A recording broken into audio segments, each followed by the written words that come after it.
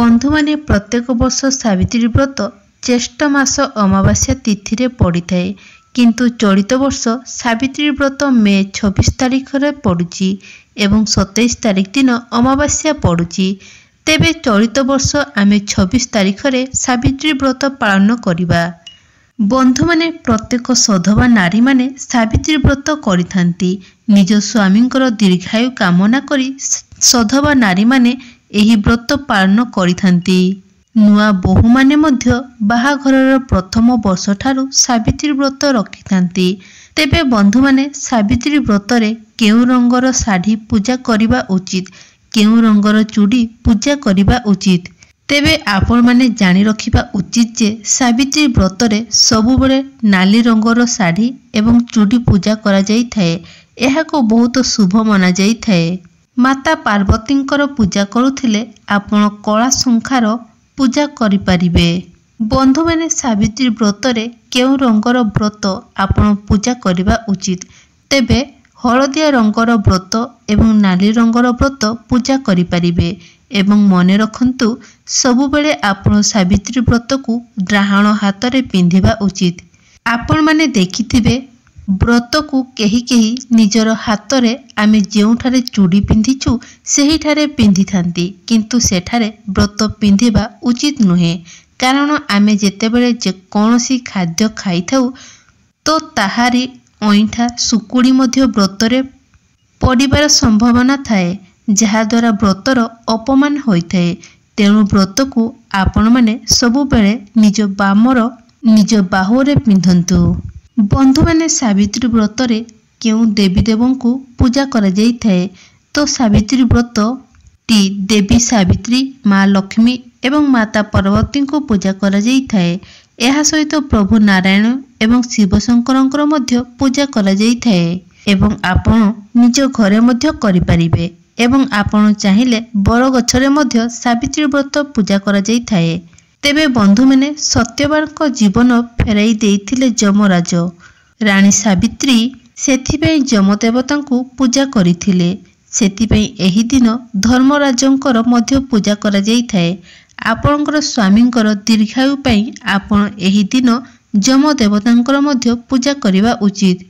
तेबे बंधु माने काहेकि सावित्री व्रत पालन करिथाउ? स्वामींकर दीर्घायु कामना पई सावित्री व्रत पालन करा जाई थाए। जने सधवा नारी बंचिथिबा पर्यंत हाथ रे शंखा सिंदूर रखिया पई एही व्रत पालन करिथाए। तेबे बंधु माने सावित्री व्रत दिन कोन खाइबा उचित? तेबे सावित्री व्रत रे आपण फल खाइबा उचित। फल जूस पी परिबे, सागु पणा पी परिबे, गजा मुग गजा बुट खाइ परिबे। मने रखंतु एही दिन लूण खाइबा निषेध अटे। तो आपण एही दिन लूणर व्यवहार करिवे नाही कि कौनसी रंधा खाद्य मध्य आपण एही दिन खाइबे नाही। सावित्री व्रत रे कोन न खाइबा उचित? आपण एही दिन रंधा होइथिबा खाद्य खाइबे नाही।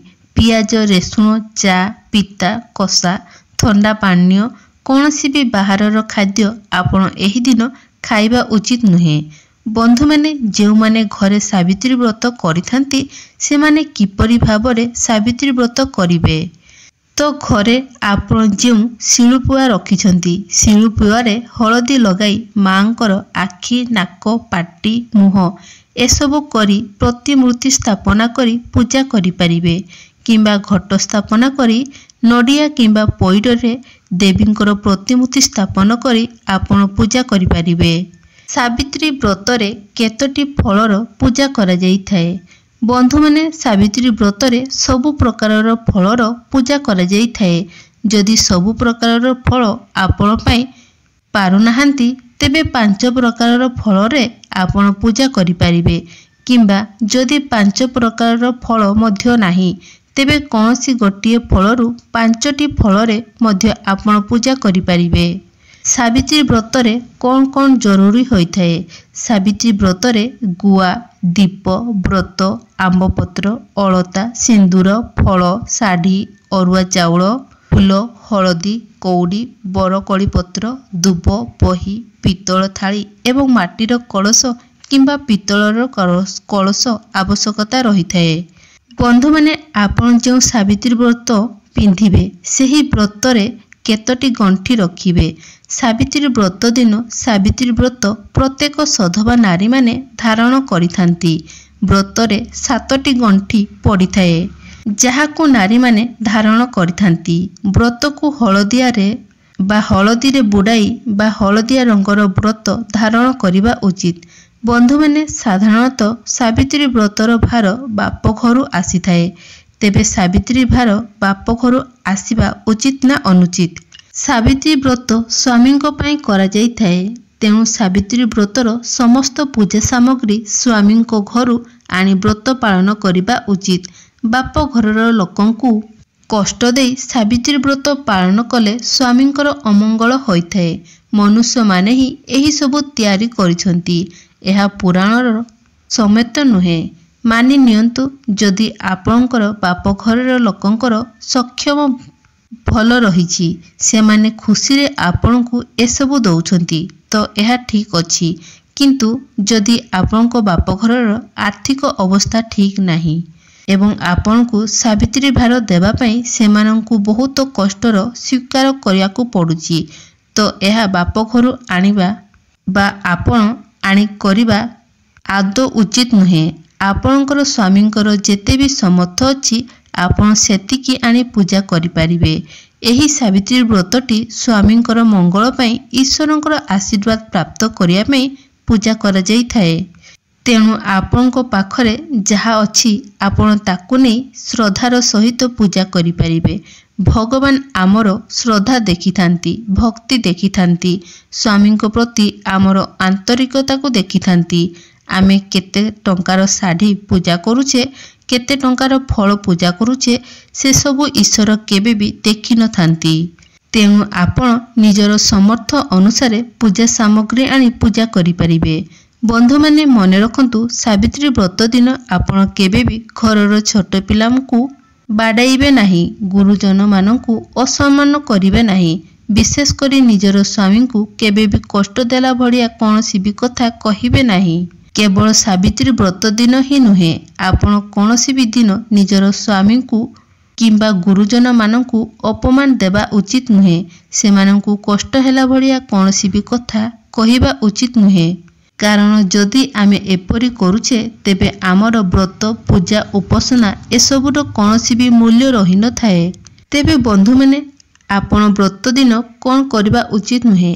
ସ୍ୱାମୀ ସ୍ତ୍ରୀ ସଙ୍ଗମ କରିବା, ହାତରୁ ଚୁଡ଼ି ଉତାରିବା, କଟୁ କଥା କହିବା, ଶାଶୁ ଶ୍ୱଶୁରଙ୍କୁ ଅପମାନ ଦେବା, ମଙ୍ଗଳସୂତ୍ର କାଢ଼ିବା, ପିଲାମାନଙ୍କୁ ବାଡ଼େଇବା, ସ୍ୱାମୀ ସ୍ତ୍ରୀ ଶାରୀରିକ ସମ୍ପର୍କ ରଖିବା, ଏସବୁ କାର୍ଯ୍ୟ ବିଲକୁଲ ବି କରିବା ଉଚିତ ନୁହେଁ। ଆପଣ ଏସବୁ କାର୍ଯ୍ୟରୁ ସାବିତ୍ରୀ ବ୍ରତ ଦିନ ଦୂରେଇ ରହିବା ପାଇଁ ଚେଷ୍ଟା କରନ୍ତୁ। ଏହି ସମୟରେ ଆପଣଙ୍କୁ ବା ଆପଣଙ୍କର ଛୁତିକିଆ କିମ୍ବା ମୃତ୍ତିକିଆ ଚାଲିଛି, ତ ଆପଣ କ'ଣ କରିବେ?